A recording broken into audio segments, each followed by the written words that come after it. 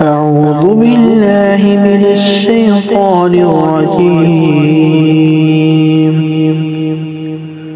بسم الله الرحمن الرحيم.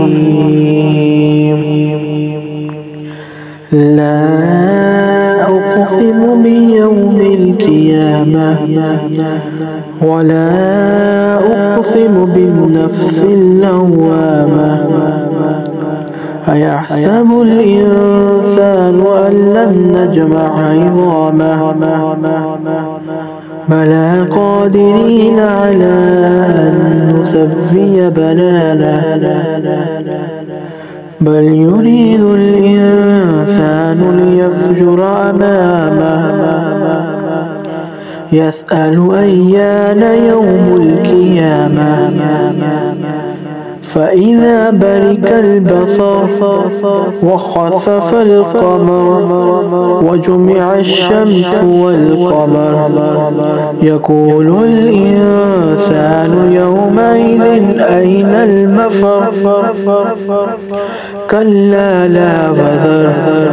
إلى ربك يومئذ المستقر ينبأ الإنسان يومئذ بما قدم وأخر بل الإنسان على نفسه بصيرا ولو ألقى معاذيره لا تحرك به لسانك لتعجل به إن علينا جمعه وقرآنه فإذا قرأناه فاتبع قرآنه ثم إن علينا بيانه كلا بل تحبون العاجلة وتذرون الآخرة وجوه يومئذ ناظرة إلى ربها ناظرة ووجوه يومئذ باسرة تظن أن يفعل بها فاكرة كلا إذا بلغت التراقي